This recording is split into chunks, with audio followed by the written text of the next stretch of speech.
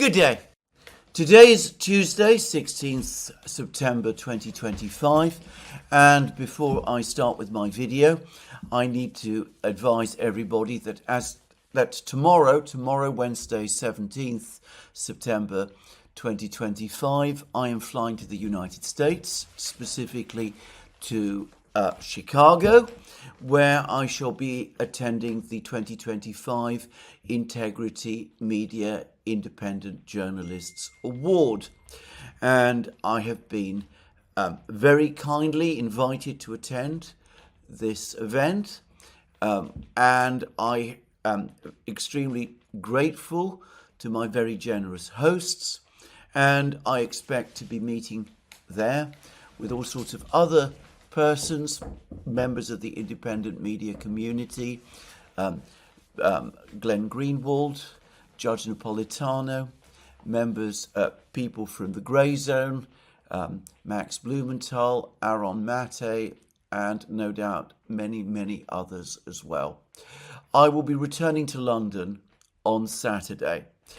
I should say that I expect to be involved in intense discussions and meetings throughout the short time I will be in Chicago and in the United States, and I'm afraid that is going to make it impossible or virtually impossible for me to meet other people whilst I am in Chicago in the United States.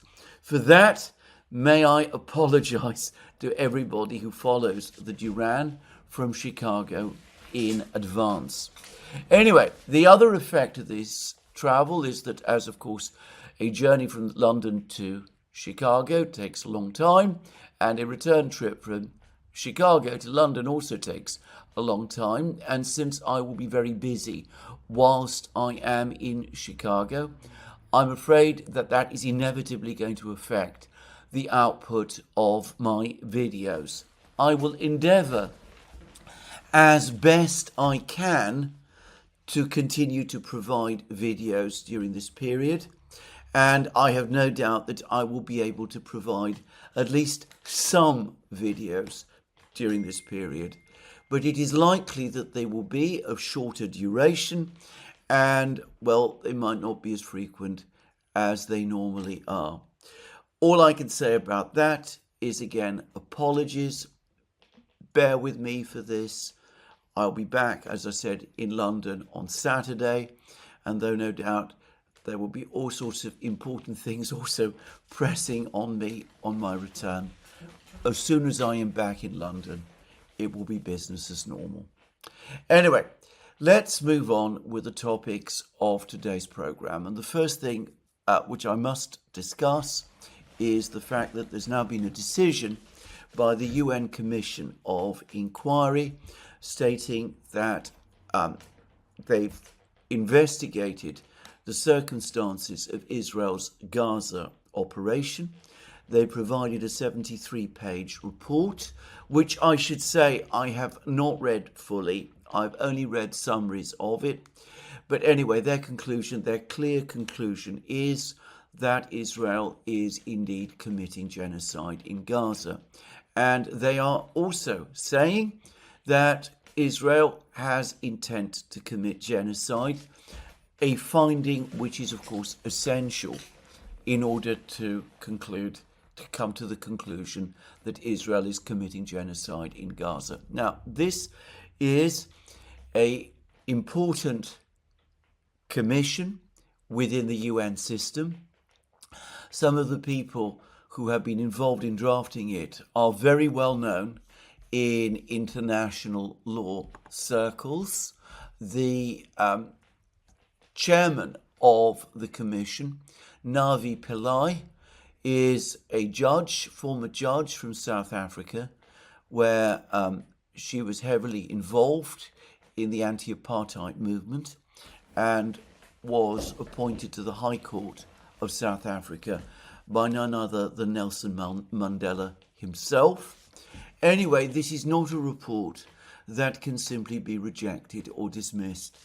And quite apart from cataloguing the various steps that the Israeli authorities have been taking in Gaza and saying that the intention to commit genocide can be inferred from many of the actions that Israel itself has been taking. Inevitably, and as I have mentioned in program after program on this channel, they have also noted the comments of many Israeli officials, including members of Israel's cabinet, which they say, I think, unavoidably point clearly to a genocidal intention.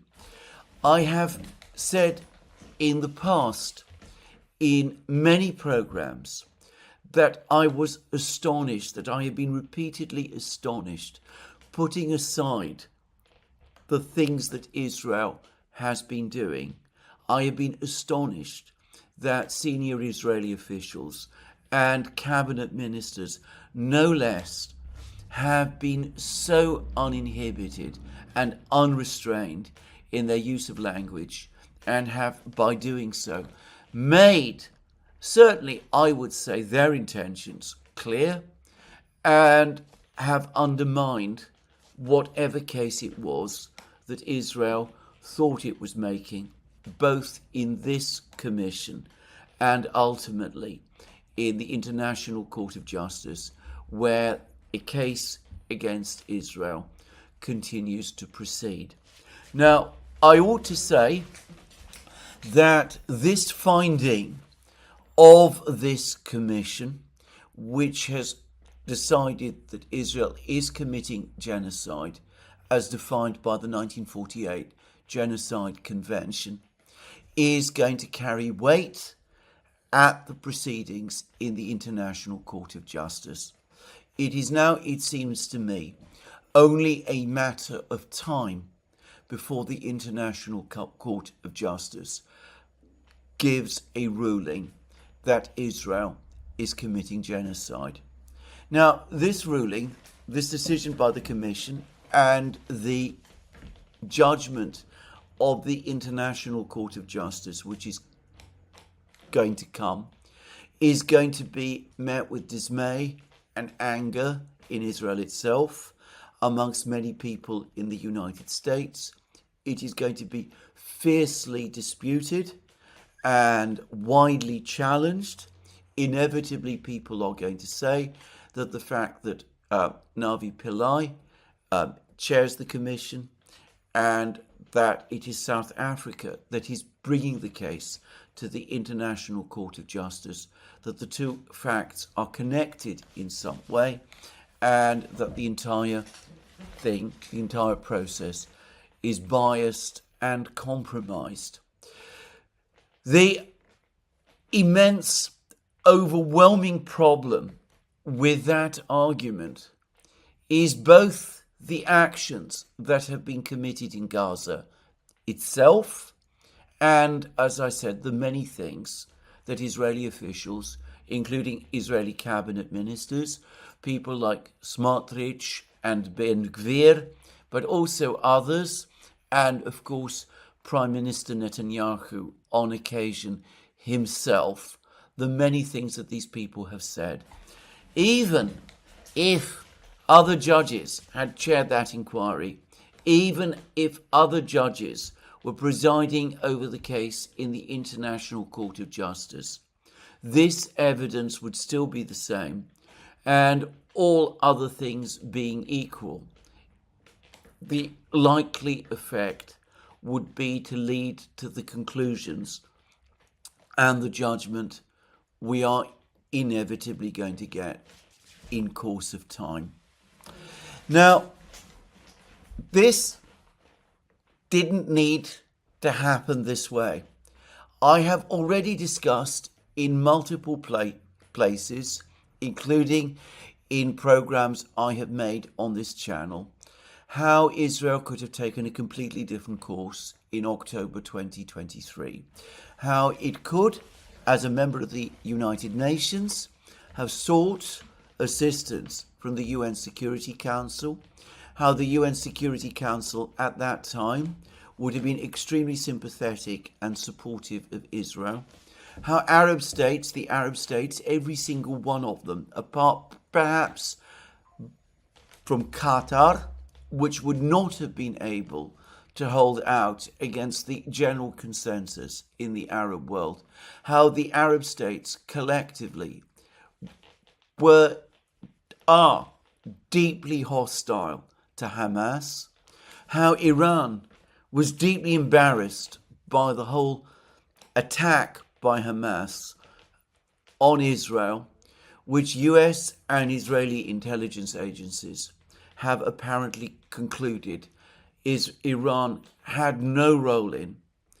How, in that case, the UN Security Council would undoubtedly have exercised its powers under Chapter 7 to order Hamas to release all its hostages, and would have threatened further action against Hamas officials who had been guilty of terrorist acts, exercising its powers under Chapter 7, and how, in the event that Hamas had defied those resolutions of the UN Security Council, sanctions against Hamas would undoubtedly have followed, including financial sanctions, which would have been enforced by the entire global community, including all of the Arab states, and which would have in time, and a very short time, have caused the entire organization to collapse. So that alternative existed. I've read many commentaries about the situation in Gaza. I've been on the receiving end of many emails from all sorts of people, of many different views about what has happened in Gaza and in the Palestinian territories. Not a single one of these emails, not a single one of these commentaries, not a single letter, not a single contact I've had from people who are familiar with the situation, diplomats, officials, ex-diplomats, ex-officials, not one that I know of has argued against the various points that I made about the alternative that Israel had in October 2023. And lest it seem that I am singling out Israel alone for criticism here, may I say that the entire Western community of nations, all of them taken together, the entire collective West is equally, or at least not equally, but at least also heavily implicated in what has happened. The United States government, under both Presidents Biden and Trump, have assisted in the actions that have been carried out in Gaza. The European states have wrung their hands and have either been mildly critical, or at times, as in the case of Germany and the current Chancellor of Germany, Friedrich Merz, they have been openly supportive. And the result of what has happened is not just a catastrophe in Gaza, which is now legally defined by the UN Commission as a genocide, and which will soon be adjudicated to be such by the International Court of Justice.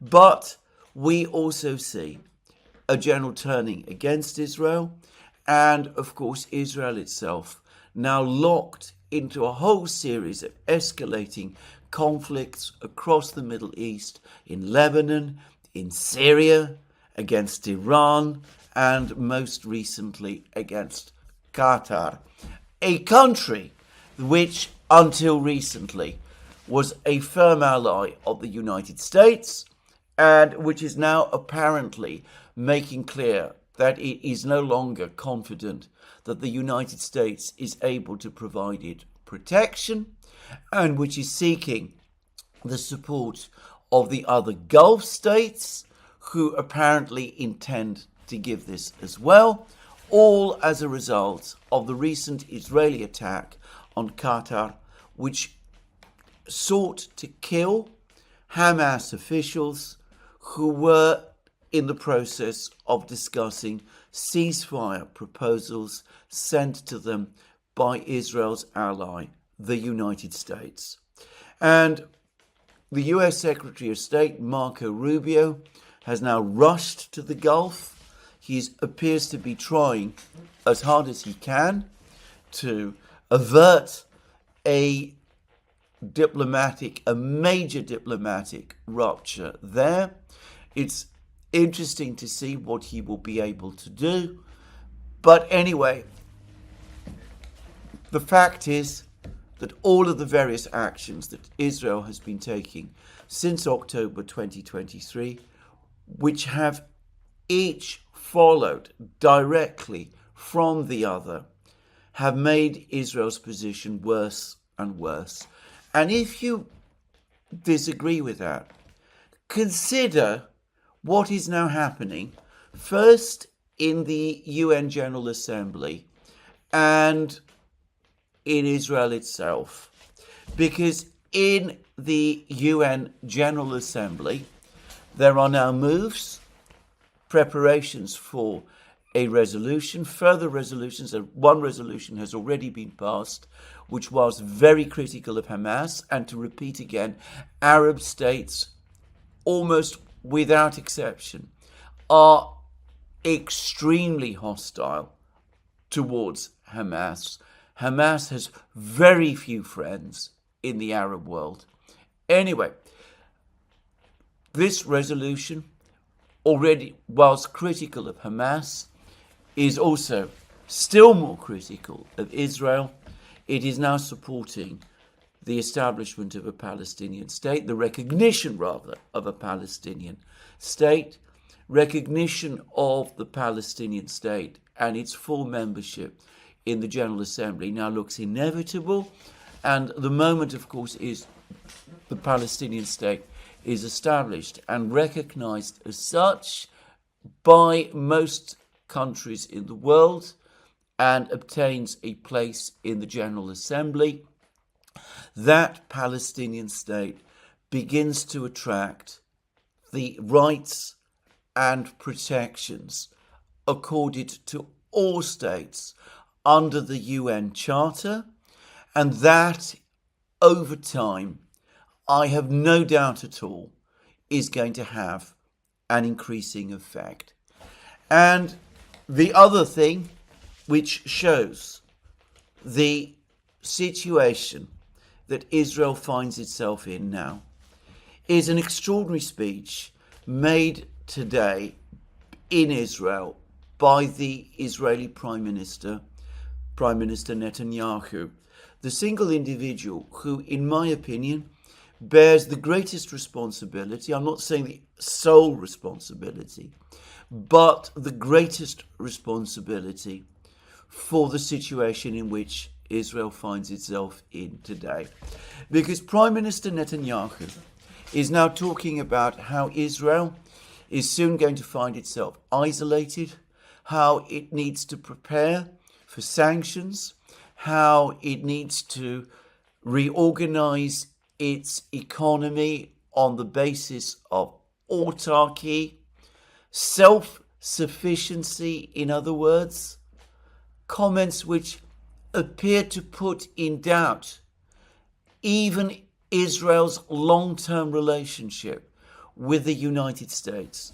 And here I am going to say something I would just say in response to what Prime Minister Netanyahu has said, that not only is this a dismal thing, a dismal prospect to offer to Israel and its people, but it of course completely contradicts the entire direction of economic policy with which Prime Minister Netanyahu has been identified for something like 30 or I think it's 30 years, which has been a policy of free markets, an open economy, all of those things. And last but not least, Israel is simply not capable of functioning as an autarkic economy anyway. It is not a self-sufficient state in terms of food and natural resources in the way that a continental state like Russia is. The idea of Israel battling through a long period or even an indefinite period of political and economic isolation, if that is indeed what Prime Minister Netanyahu anticipates, of preserving self-sufficiency, of surviving as Fortress Israel, is a fantasy and should be admitted to be such. Israel remains a small country occupying a small territory. It doesn't have the depth and the resources to pursue a policy of that kind. Now, it is not my function to give advice. After all, when I do try to give advice, governments pay no attention to it, and I doubt that Prime Minister Netanyahu and his government are going to listen to any advice I give. And the same, it must be said, I think, for the wider people of Israel, who continue to be frightened and angered by the events of 7th October 2023 and still construe all that has happened since through that prism. But the reality is that some kind of stop to this process needs to be made now. To echo the words of a former British politician, Dennis Healey, if you're in a hole, stop digging.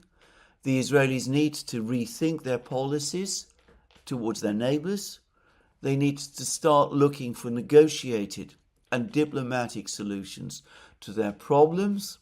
And in the case of Prime Minister Netanyahu, for all his many legal problems and for all his intense ambitions, in Israel's interest, he needs to recognize that he is leading Israel into a dead end, worse than a dead end, and that it is time for him to go.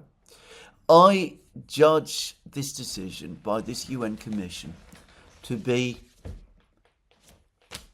very important. I understand that many people will disagree, but I have no doubt that it is going to be important and that it is going to have an increasing effect, an increasingly growing effect as events continue, as will the judgment of the International Court of Justice when it comes. Anyway, this is what I want to say about this catastrophe, and it is a human catastrophe, first and foremost in Gaza, that is playing out. The Israelis, by the way, Prime Minister Netanyahu's government, are continuing with the same policies as always.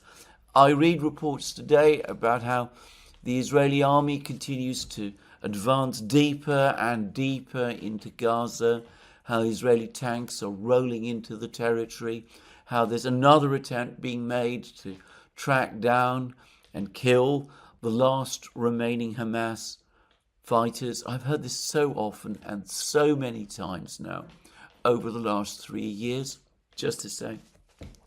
But anyway, I've made my views clear. I think that this is an important event. Israel has been criticized many times by many people since the moment of its creation, but it has never up to now been formally found to be committing genocide or faced a decision, a judgment of the International Court of Justice, which will almost certainly now be the same. And anyone who thinks that that isn't going to have an effect is, I think, profoundly and completely wrong. Anyway, that's my view. As I said, there may be some people who disagree on the last point. I know there's many people who continue to believe that there is impunity on the part of what Israeli political leaders do. But the thing about impunity, and it's an important thing to understand, is impunity exists until the moment when it does not, and that moment when it does not is, in my opinion, inexorably coming. Anyway, let's now turn to the other things that are happening in the world, and inevitably, inexorably, unavoidably, I am going to return to the topic of the conflict in Ukraine. Now, over the last week or so, we've had an important statement from the President of the United States, Donald Trump, in which he has made crystal clear that he does not intend to impose any further sanctions on Russia, or these substantive sanctions on Russia, or tariffs on Russia's trading partners, China and India, unless and until the European states do the same things, unless they give up buying Russian oil and Russian gas, and until they also agree to impose mirror sanctions and mirror tariffs on countries like China and India, which continue to buy Russian oil and gas. Well, I said that this looked to me overwhelmingly like a gamble by the president, that the Europeans would refuse to do these things, that for the Europeans doing these things would spell doom for the European economies, which is unquestionably the case, but that the president was gambling that the Europeans would never do these things for that reason, and that would relieve the president of the obligation to do these same things himself, to impose further sweeping sanctions on Russia and tariffs against Russia's trading partners, things which it's been fairly obvious to me for quite a long time the president doesn't really want to do. And I've said in several programs that this was a gamble, that given the personalities of the people who are running things in Europe, there was a risk that they would indeed elect to doom the European economies in order to achieve the victory that they are aiming for against Russia in Ukraine. But yesterday we got an article in Le Monde, French newspaper of record, very close to the French establishment. In fact, it can be perhaps described as the voice of the French establishment, and by the way, of the European establishment. It echoes very closely the opinions of the leadership in Brussels, the EU leadership in Brussels. Anyway, this article suggests strongly that President Trump is going to win his gamble, because it says that the Europeans are not going to impose the kind of sweeping sanctions on the Russians. They're not going to give up purchases of Russian oil and gas, or purchases of Russian oil exported to them in refined form by India, or impose massive tariffs on India and China. The European leaders understand that this is economically suicidal and that they have chosen not to do it.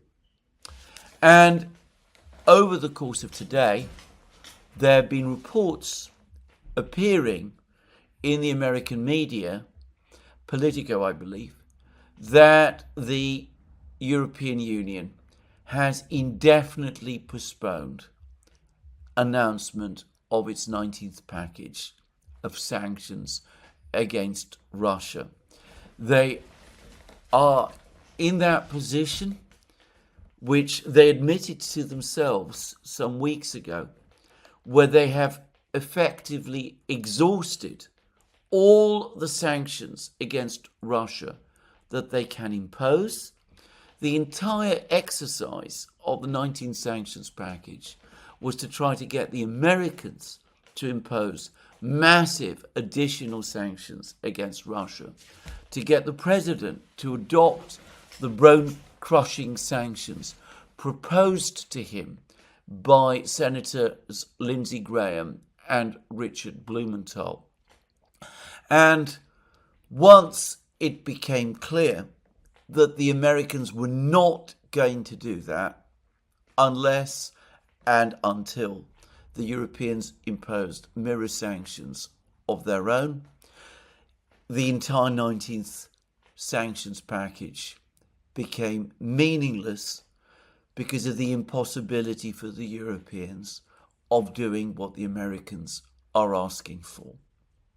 So, does that mean that we are at the end of the sanctions process? Well, one would like to think so, and logically that ought to be the case.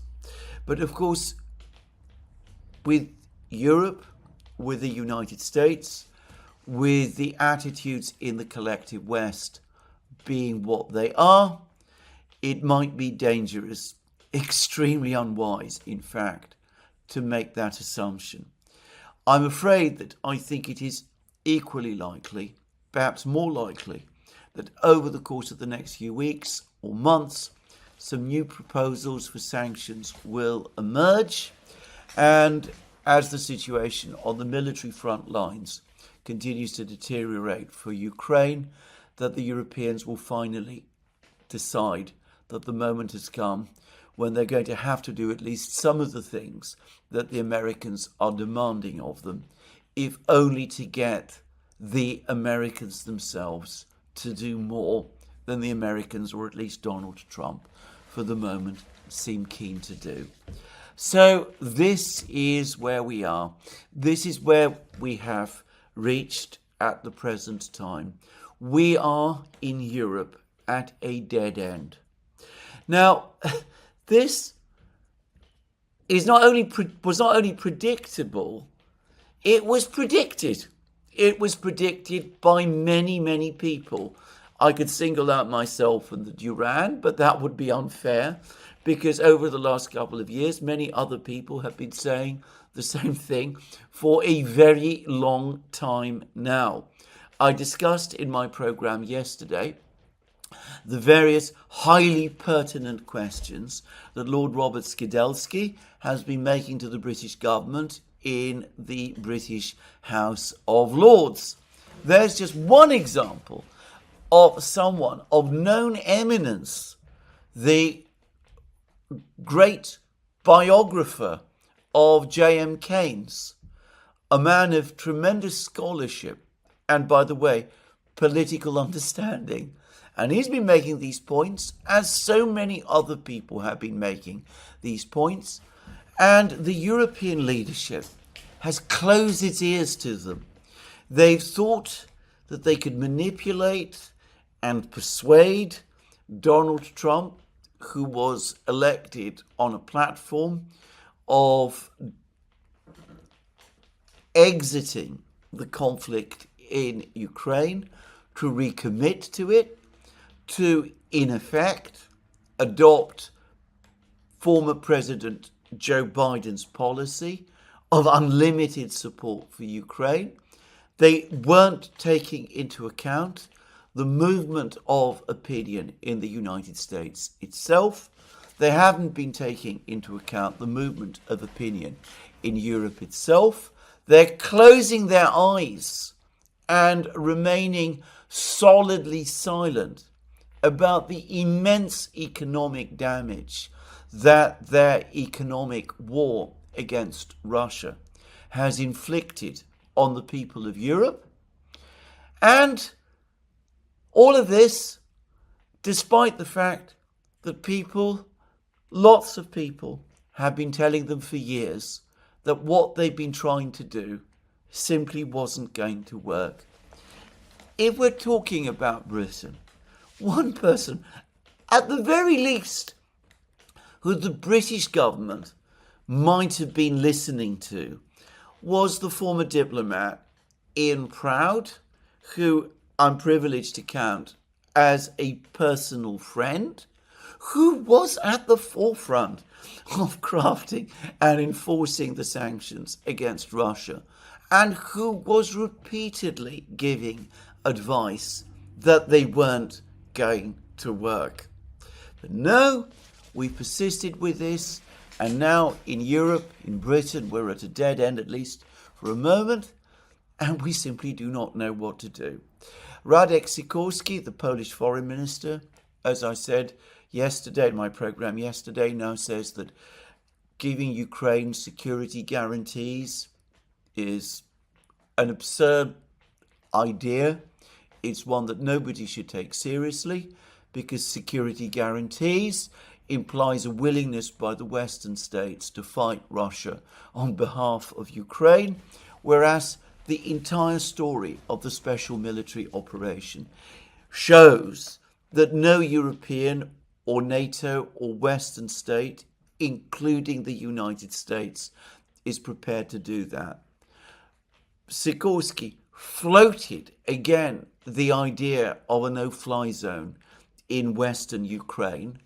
He has received a crushing response about this from the former Russian president and prime minister and current vice chair of Russia's Security Council, Dmitry Medvedev. Medvedev again saying that attempts to impose a no-fly zone by the Western powers in Ukraine would catapult those powers straight away into a conflict in Russia with Russia. Sikorski himself acknowledges that European states, NATO states, the United States also, are not prepared to get drawn into a conflict with Russia. So why is he even proposing this idea? We are now in a position where it's become impossible to anybody who looks at this whole situation objectively to deny that we are at a complete dead end. We are not, in the West, able to supply Ukraine with the weapons it needs in the quantities that it needs to turn the tide of the war. We are not ready to send our armies to fight the Russians in Ukraine. We're not prepared to conduct no-fly zones over Ukraine. We are unable for the moment to move forward with sanctions, further sanctions, significant sanctions that would make a difference against Russia. And thankfully, we don't seem to be keen to declare economic war against the entire world unless the world joins us in our own economic war against Russia. So what exactly are we going to do? Are we going to negotiate? Are we going to join Donald Trump in trying to negotiate with the Russians? Are we going to send a European representative to Moscow to speak with Putin and Lavrov in Russia? Is the new British Foreign Secretary, Yvette Cooper, is she going to go to Moscow to speak with Putin and Lavrov there? She would be the first British Foreign Secretary, by the way, to go since Liz Truss did just before the special military operation began. Are we going to do any of those things? Are we going to put proposals to the Russians as to how the conflict might end? Are we going to discuss with them the terms that the Russians set out on the 14th of June 2024 and which they have repeated in many on many occasions and in many places? Are we going to offer counter proposals? Are we going to explain to the Ukrainians that really we have now reached the end point, that there is really nothing further that we can do? Well, of course, we are not going to do any one of those things. We are going to continue with the same cliches, the same narratives, the same talk about how Vladimir Putin is the ogre, the new threat from the east, which is preparing to take over the whole of Ukraine before marching west and taking over the whole of Europe, and how we must stand firm behind Ukraine, even as we assist Ukraine to move forward towards its eventual destruction. That, it seems to me, is what we're going to do, because unless there is a fundamental change in the governments of any one of the big European countries, Britain, France, Germany, Italy, Spain, or there is a change at the centre at the European Commission and the European Council, there is not going to be any change, because all of the leaders of all of these countries, and of course the leaders of the European Union, are now deeply committed. They're deeply committed and deeply compromised by the policies that they have already committed their countries and the people of Europe to. Now, on that topic, let me first of all say that the Russians, in the person of Sergei Ryabkov, the deputy Russian foreign minister, are now seeking to make a contrast, draw a contrast between what they say is the much more rational, common sense line taken by the United States as compared to the policies and the attitudes of the European leaders. Now, Ryabkov said in an interview that he's given to TASS that, yes, the Americans have put forward proposals, not all of which the Russians agree with, but nonetheless they can conduct dialogue and discussion with the Americans. And Ryabkov seemed to be flagging the possibility, in fact the likelihood, that at the forthcoming UN General Assembly session, Lavrov and the US Secretary of State Marco Rubio are going to meet and discuss the current situation and possible ways forward. And by the way, even as the United States demands that its European allies wage economic war against the whole world in order to try to force Russia to back down over Ukraine, the United States continues to make moves which point in a completely different direction towards a more conciliatory line with the Russians. So the United States continues to withhold statements of condemnation of Russia in connection with the recent drone incursion into Poland. And what some European governments must find still more alarming, the United States has sent a small team of observers to attend the Zapad 25 exercise, military exercise, being conducted by Russia and Belarus on the territory of Belarus, and by the way, I believe Kaliningrad as well. Incidentally, there is also a small group of Indian troops who are also participating in this exercise. We're talking about, I believe, less than 100, but they are there. And the London Times was getting very worked up about this and claimed, absurdly in my opinion, that Indian participation in this exercise for the Europeans is some kind of crossing of a red line as far as European relations with India are concerned. If just a small number of Indian soldiers participating in a minor way in an exercise in which they are not really a part can worry the Europeans to that extent, then that shows us how completely disconnected from reality European leaders have now become. Anyway, to repeat once again, I don't think that the Europeans are going to change their stance.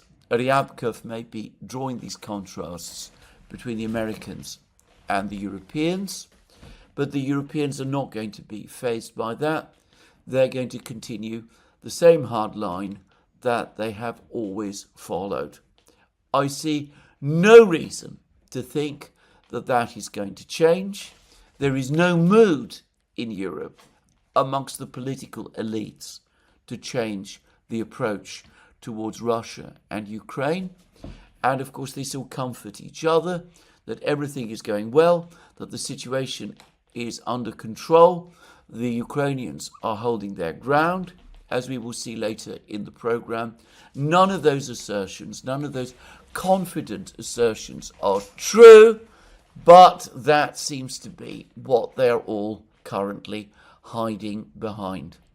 Now, since I mentioned the European leaders, one of them, Keir Starmer, Prime Minister of Britain, is on the verge of hosting the US President himself, Donald Trump himself, on a state visit.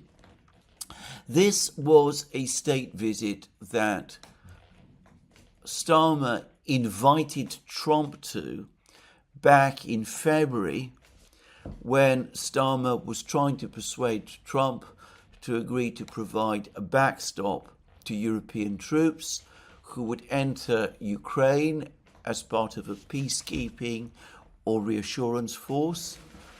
Trump refused to take the bait at that time, and as we have seen, his subsequent words that appeared to suggest that he might have changed his views about that have melted like the mist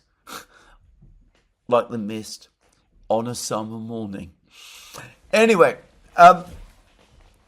that was partly the reason of why Starmer proposed this state visit. The other was that Starmer was keen to try to repair relations between himself and the Labour government and Donald Trump after they committed the disastrous error of sending Labour activists to the United States to assist Kamala Harris to win the presidential election in the United States last year. So Starmer thought that he could butter up and flatter Donald Trump by proposing to him a state visit. And Trump, who has a weakness for this sort of thing, a weakness I, by the way, don't understand at all, but anyway, he does.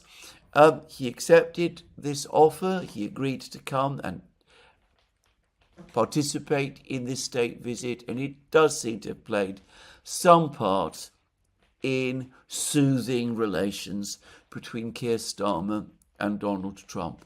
You could count it, if you like, this idea of a state visit and Trump's acceptance of it as perhaps the solitary achievement of Keir Starmer's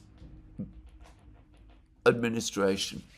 Anyway, what looked like a good idea at the time, back in February, perhaps doesn't look like quite such a good idea today. Because over the last 24 hours, Starmer's position as Prime Minister continues to weaken.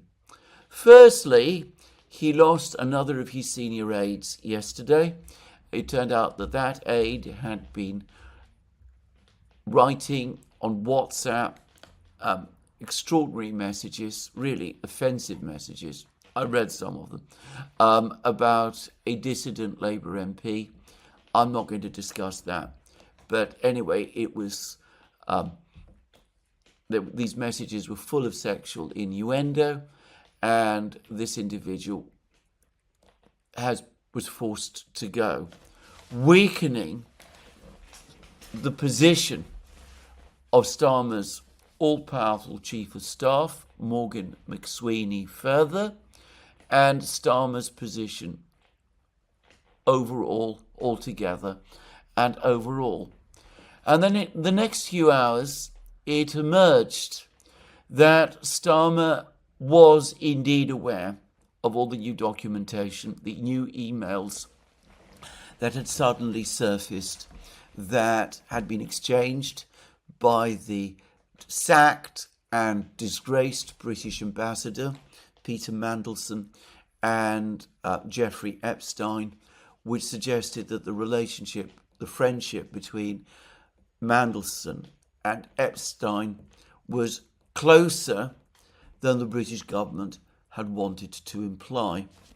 And of course, what is damaging about that is that it turns out that all of this material had been obtained by the British government, and its existence was known to Starmer before he made further statements appearing to support Mandelson and insisting that he would remain Britain's ambassador in Washington. Anyway, Starmer is saying that though he knew about these documents, he wasn't familiar with their content. He'd been misled about their content, presumably by people in his office. So once again, he's throwing people who work for him under the bus. He's looking for ways to transfer responsibility onto others in order to secure his own job. Well, all I will say about that is what I have said before. Starmer is a lawyer. He is a King's Counsel. He was Britain's former chief criminal prosecutor. He was the director of public prosecutions, no less.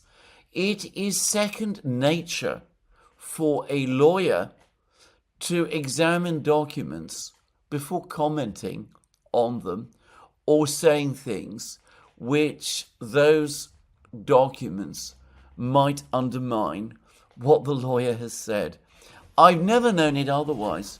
Even bad lawyers, if I may say so, take the precaution of checking the documents, the evidence, before they make assertions or claims that might be undermined by that evidence. Well, I find it incredible that Keir Starmer didn't therefore familiarise himself with this evidence, with these emails. But there it is. That is what he is saying. To me, assuming that what Starmer says is true, it's actually worse than if he'd read those emails and had decided that he would go on and continue to support Mandelson anyway. For the record, by the way, there is a point of view which I've heard several express, and you can find it well argued in a recent article on Eurointelligence, that Mandelson's friendship with Epstein was an error of judgment that didn't in any way affect Mandelson's work as Britain's ambassador to the United States, and that Starmer showed weakness by sacking him. I don't happen to agree with that view myself, but it is a point of view, and I understand it. Whichever way you look at this, however, there is no doubt at all that Starmer has mishandled this situation appallingly. And there are reports today that with the deputy leadership of the Labour Party election now underway, the person who is likely to win that election is a former cabinet minister who Starmer sacked last week, who is known to be an ally of Starmer's left-wing rival, or so-called left-wing rival, Andy Burnham, the mayor of Manchester, and that she is the runaway favourite to win this election. And given that Starmer, of course, recently sacked her, it's likely when she is elected and insists on taking her seat again in the cabinet, that Starmer will have someone in the cabinet who not only dislikes him, but almost certainly wants to see him out of his job. Well, given that all of this is so, I do indeed wonder what the point of this trip to London by Donald Trump actually is. He's coming to see a prime minister. He's being hosted by a prime minister whose time is fast running out. I said in my program yesterday, and in a discussion which Alex Christoforou and I had on the Duran, that I find it incredible that anybody seriously believes that Keir Starmer, the way things are currently going, can hold on until next May.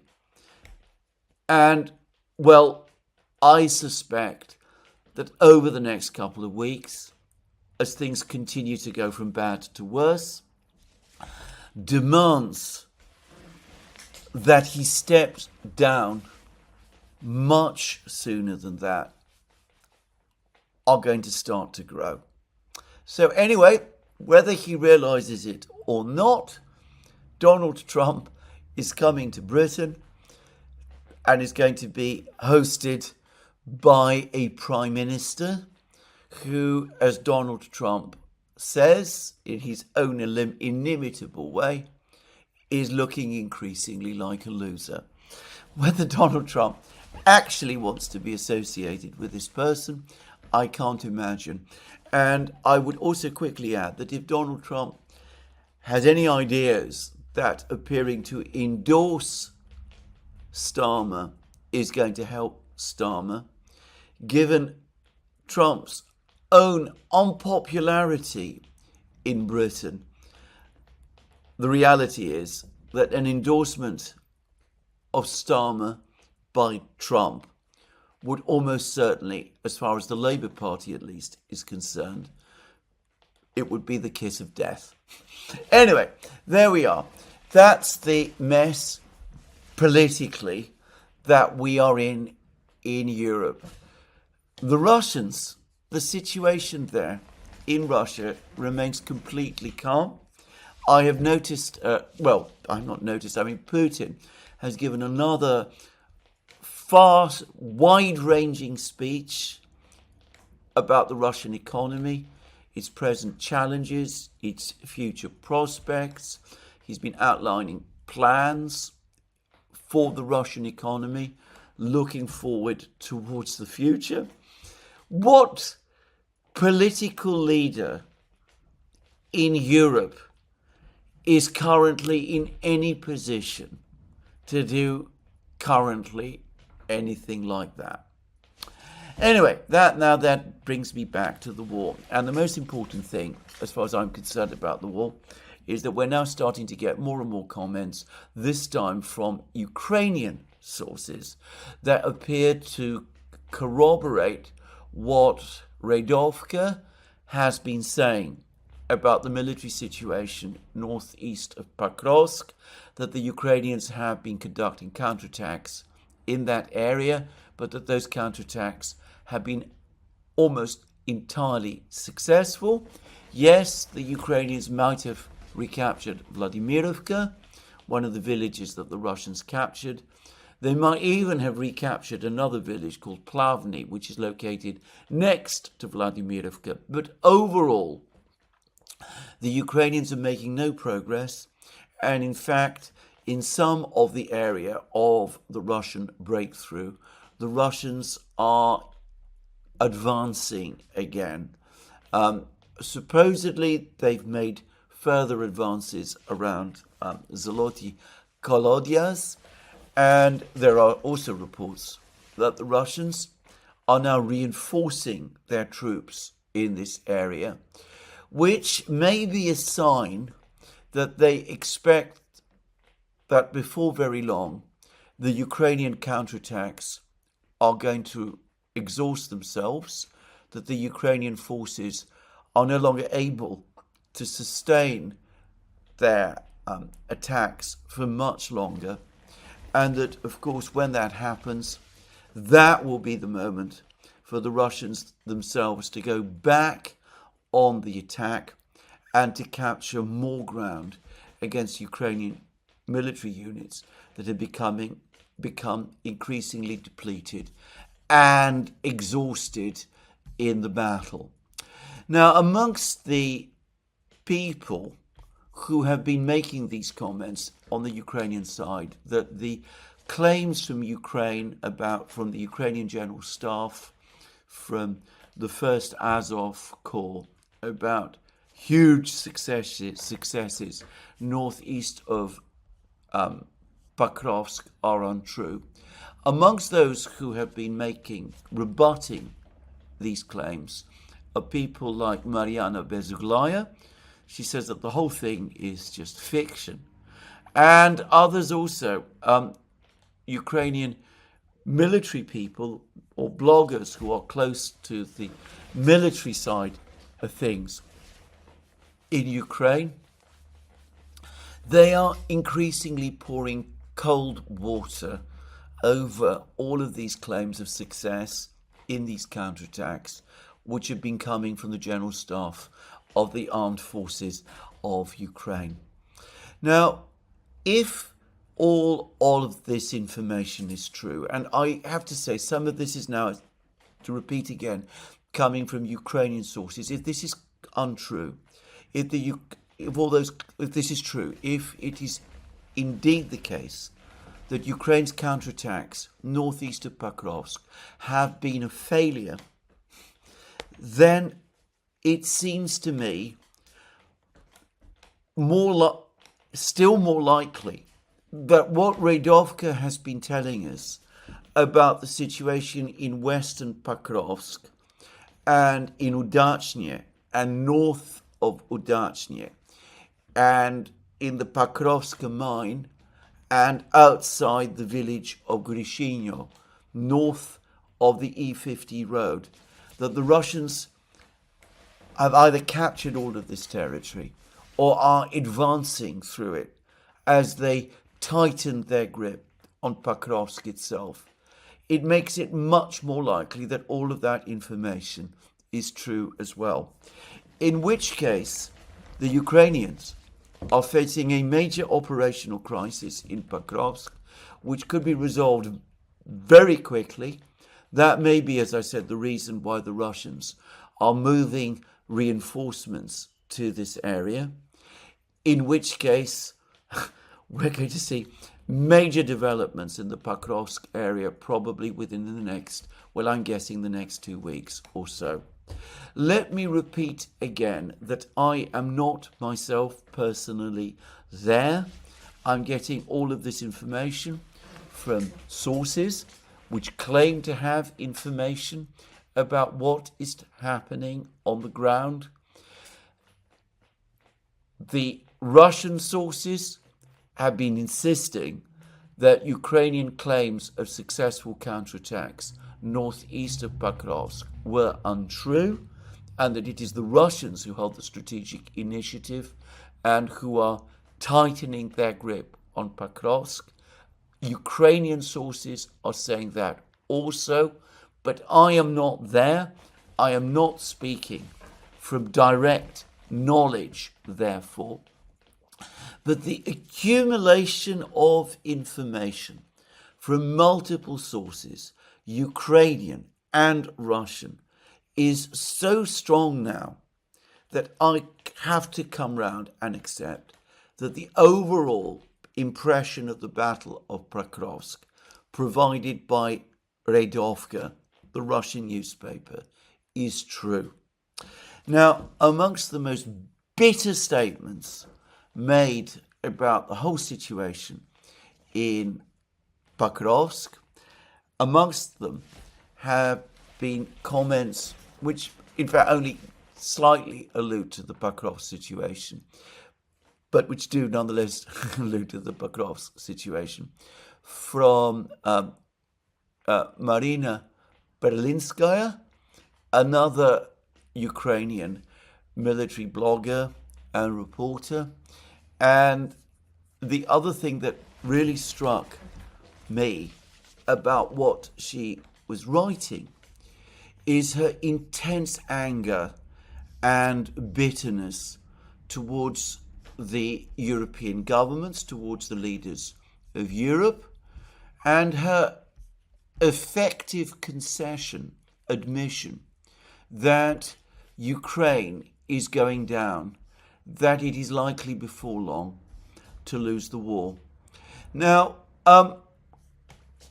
if you want to get a sense of what Berlinska is saying, of her anger towards the governments of Europe who have led Ukraine to this disaster, and her own sense of looming disaster, well, you can read them. The site, the blog site, Events in Ukraine, provides a detailed account. It reports her words exactly, and I am not going to repeat them myself. I found them disturbing, but those are the comments of a deeply committed Ukrainian nationalist and patriot, somebody who clearly believed in Europe and what the Europeans have been saying. And, well, there it is. I mean, I'll just read one or two things. She says, Ukraine is barely holding on, bleeding out, and the Western idiots are still in the denial stage. That was one of her comments among many. She says things that Ukraine is ending partly because of she means Europe's fault. You are losing more and more, and without Ukraine, you will definitely lose. Anyway, you can read the whole comments. As I said, they appear on this blog site, Events in Ukraine. Now, if the situation in Pokrovsk is bad, it continues to be also equally bad, at least equally bad, in other places. In the Zaporozhye region, the Russian advance from the east continues remorselessly. There's been more word this morning of more villages and territories captured.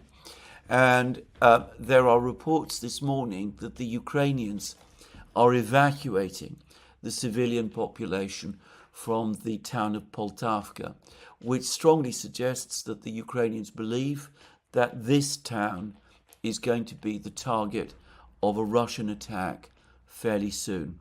The Russians further west continue to fight and advance in the town of Stepnogorsk, south of Zaporozhye.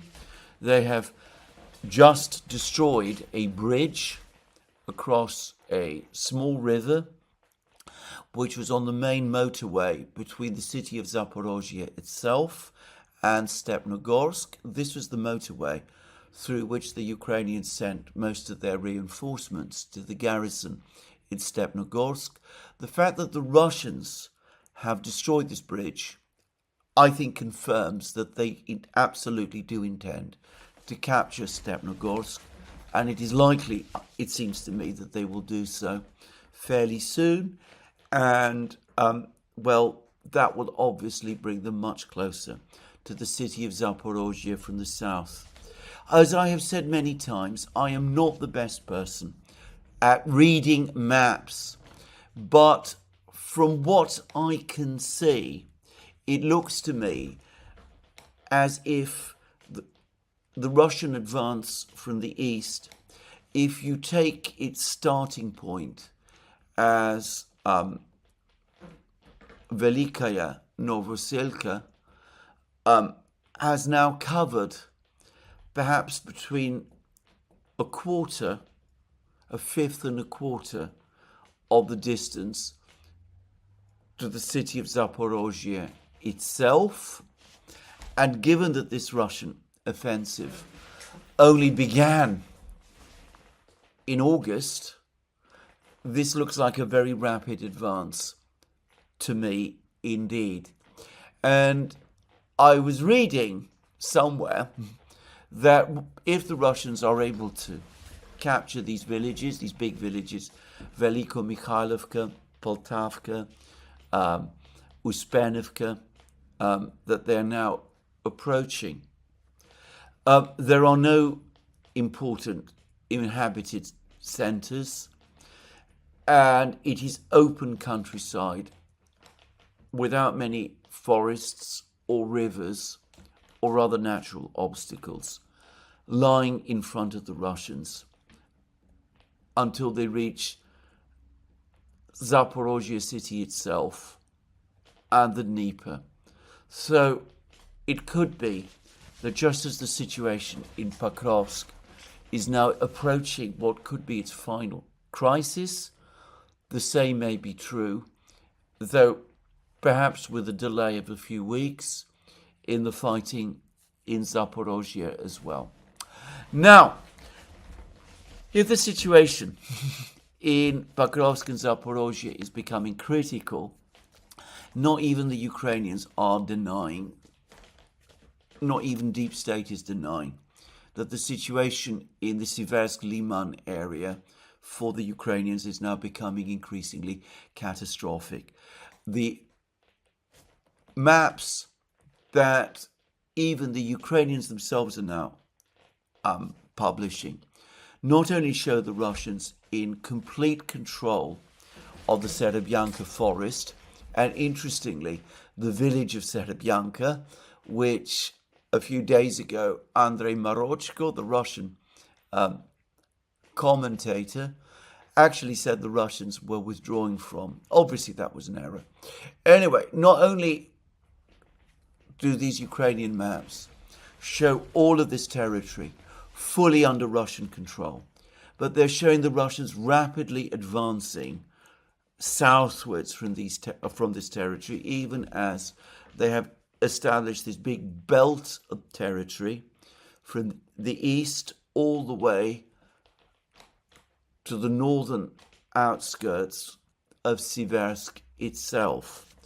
And the maps show Russian forces now very close to the village of Dronivka, which lies to the northwest of Siversk, not far from the main supply roads. But Deep State has also published a map which shows the center of Yampol, a much bigger and more important village, to the west of also to the west of Siversk, a village very close to the main supply roads from Slavyansk to Siversk. The map shows the Russians, the grey zone, which means, of course, the Russians have now reached the center of the village of Yampol. And it looks as if there is fighting going on in Yampol and before long in Dronivka. And assuming these two villages are captured by the Russians, which I am sure they will be, then in that case, I myself cannot see how anybody can dispute any longer that the Ukrainian troops still in Siversk, still holding out in Siversk, are in a cauldron from which there is no obvious route of escape. The Russians are to the north, the south, the east, and if Dronivka and Yampol fall, they will be to the west of Siversk as well. There is still time to withdraw these Ukrainian troops from Siversk. There is no point in clinging on to Siversk for a few more days or weeks, given that Siversk is anyway going to fall. If the Ukrainians haven't created fortified positions further to the west, around Liman, or more probably Slavyansk itself, after 3.5 years of war, and with the Russians having previously, in 2022, for a short time, captured Liman, having already captured Liman and Yampol and held these places for a short time. If the Ukrainians haven't created defenses by now, then they have been grossly negligent. And, well, frankly, it's probably anyway now too late to do so. Nothing, therefore, useful is achieved by sacrificing the lives of the men who are still defending Siversk. And this is a place which the Ukrainians need to abandon now. Well, of course, they're not going to do so. I'm going to guess that we're going to have a climactic battle in Siversk over the next few weeks. It's going to be Ugledar all over again. The exceptionally brave garrison, Ukrainian garrison, that has defended Siversk successfully since the start of the special military operation, and which, by the way, like the garrison in Ugledar, has won punishing victories over the Russians in earlier attacks against Siversk, just as the garrison in Ugledar did, is going to be destroyed for no useful purpose. But that, I fully predict, is what Zelensky and Sirsky are going to do. So that's Siversk. The situation a little to the west in Liman is almost as bad. In fact, it is as bad. It's just that Siversk is further east and therefore easier for the Russians to encircle. But as soon as they finished with Siversk, Liman's turn will come. And, well, I'm reading reports that Ukrainian commentators themselves are now admitting that further north, Kupiansk itself is essentially lost, and that the battle there continues to no useful purpose, because Ukrainian defenses around Kupiansk have collapsed, and that the Ukrainian forces that still remain in Kupiansk are effectively isolated and even surrounded. So the situation deteriorates in Ukraine by the day. Obviously, until this line of towns falls, Slavyansk, Kramatorsk, Konstantinovka, and Pokrovsk, doing what Berlinskaya says, denying the reality, is something which in the West we can afford to do. Just to repeat her words again, Ukraine is barely holding on, bleeding out, and the Western idiots are still in the denial stage. We can continue to fool ourselves with this, but what happens when the towns fall, the line of towns fall? What happens if, or perhaps more accurately when, the Russians reach the Dnieper? What happens then? What What are we going to hide behind then? What explanations are we going to give? Are we going to blame Joe Biden? Are we going to blame Donald Trump? Are we going to blame Zelensky, who we have built up to be a cross between Churchill and Joan of Arc? What are we going to do? Perhaps, if we're talking about Keir Starmer, quitting the scene now, whilst he's still ahead, before the disaster in Ukraine fully hits home, might be a good idea. Perhaps someone should take him aside and explain it to him. Anyway, we shall see. Now, I'm going to finish this program by returning to the topic of Ukrainian casualties, and I'm not going to give a number, though I believe that I know what the actual number is, just to say. But what I will say is this, and that is that I've not only been provided with what I believe to be an accurate figure for Ukrainian casualties. When I say Ukrainian casualties, I should correct that. I mean Ukrainian deaths, Ukrainian fatalities in the war. Not only have I been given an accurate figure, but I've also been given what I have no doubt is an accurate breakdown of where the losses have taken place.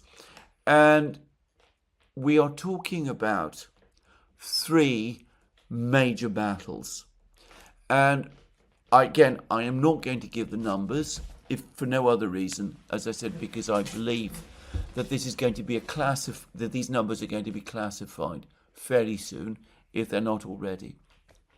But I'm going to give some indication of, well, they do give an indication of where the fighting in this war has been the hardest and where the Ukrainians have suffered the biggest losses. So we're talking about 3 battles, and I will quickly say that Ukrainian losses in all 3 of these battles have been monstrous, and interestingly, they are fairly close to each other. In other words, the Ukrainians lost approximately the same number of men. And as I said, these are, I think, very carefully researched and verified numbers. Lost the same numbers of men in each of these battles. These were the 3 battles that have drained the Ukrainian army dry. The first was the Battle of Bakhmut in 2023, in the first months of 2023. The figures of Ukrainian losses that I have seen are staggering. The second is the summer offensive that Ukraine launched in 2023. Now, Ukrainian losses over the course of this summer offensive of 2023 were of the same order of magnitude as the losses Ukraine suffered during the Battle of Bakhmut. That perhaps gives a sense of what a carnage the Battle of Bakhmut was. The third battle, or series of battles, where the Ukrainians also suffered losses on a similar scale, was the Kursk offensive. Ukraine lost approximately the same number of men in the Kursk offensive as it did in the Battle of Bakhmut and in its summer offensive of the summer of 2023. One can come up with a kind of rationale for the defense of Bakhmut. It was and is despite claims to the contrary, an important strategic location. The Russians would not be anywhere close as they are to breaking the Ukrainian defense lines in Donbass if Bakhmut was still in Ukrainian control, just to say. So one can understand why the Ukrainians would want to defend Bakhmut, though there is no doubt at all that they sacrificed too many men seeking to do so. The story of the Ukrainian counteroffensive of the summer of 2023 has been told at great length, and the Ukrainians were not alone in their responsibility for that offensive. The Americans and the British and the Europeans played at least as big a role. But Kursk, where the casualties have been on the same sort of scale, was Zelensky's folly. Zelensky's folly, first and foremost.